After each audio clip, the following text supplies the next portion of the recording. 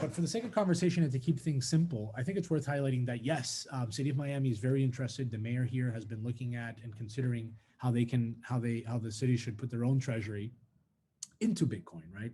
And there's been a tweet storm that's been created between the mayor responding back to a dialogue happening with some very famous venture capitalists and podcast stars in the blockchain space, namely with Pompliano, where Mayor Francis Suarez says, yeah, he would consider 1% allocation of the city treasury into Bitcoin.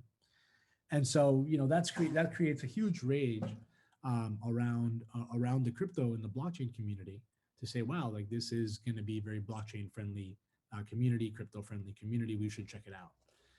And so there really have only been a number of there have been a handful of players that have been very involved in standing up this ecosystem.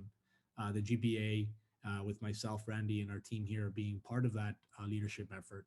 The Blockchain Center, which we've also helped prop up and send people to off the backbone of Crypto Mondays.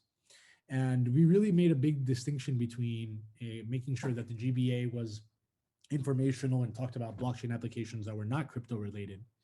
For the last 3 years, that's really been where we've really drawn the line to say, hey, look, if you want to learn about crypto, that's a whole separate animal versus distributed ledger databases and how we can use that for civic purposes and government applications, to run more effectively and efficiently.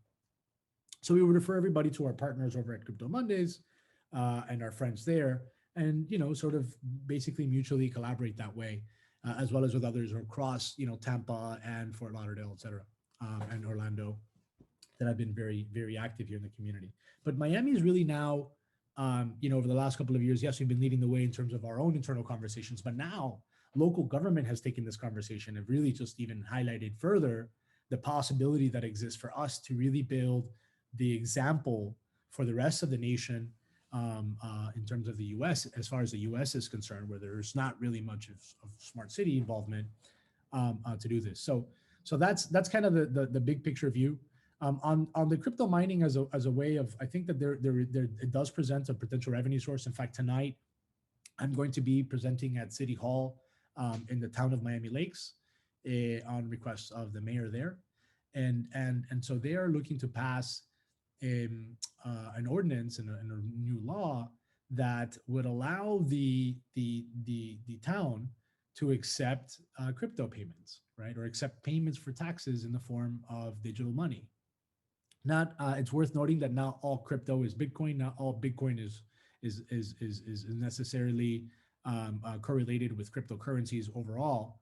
I would say Bitcoin is the main cryptocurrency, but digital currency overall, I would say beyond just cryptocurrency, we should talk about digital currency as a narrative. And the fact that 85% or more, GBA is very involved in this conversation. 85% or more of central banks are actively having conversations about central bank digital currencies.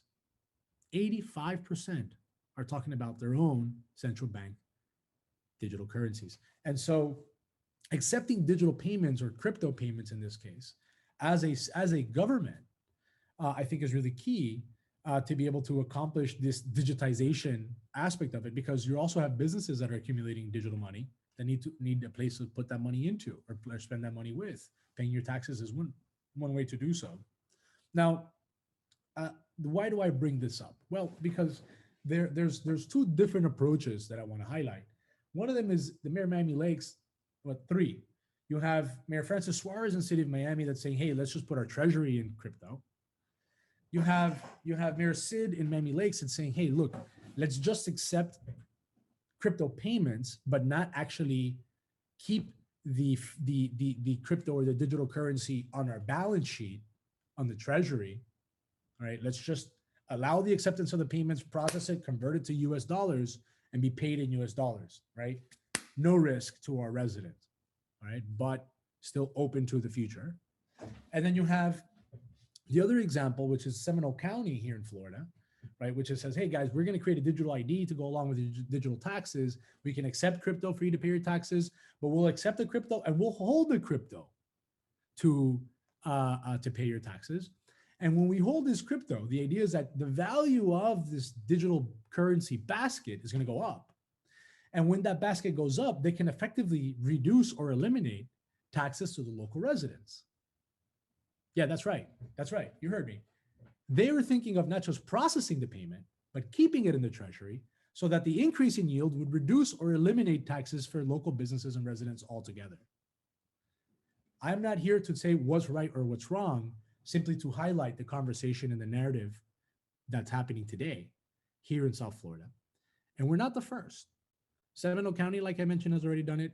But you have the entire state, for example, of Ohio, that opened the door for tax payments in 2018, right? And so this is not really new stuff. Um, However, the ability to now say, hey, you already have all this machinery. Yes, you accept the payments, or you don't accept the payments, or you put it in your treasury, or you don't put it in your treasury, whatever, right? Is one thing versus the narrative that we're having today with Randy at the GBA today, which is how can we actually produce new revenue streams by mining our own digital currency using existing infrastructure and existing systems at a way and creating this revenue stream in a way that's going to cost our taxpayers nothing, right? That's like how do you say no to that? Well, I would say you say no because you say, hey guys, like you're going to assume you're going to consume all this electricity and we're going to pay for it in the back end. But if it's a proof of coverage model, like with helium, that's not the case, right?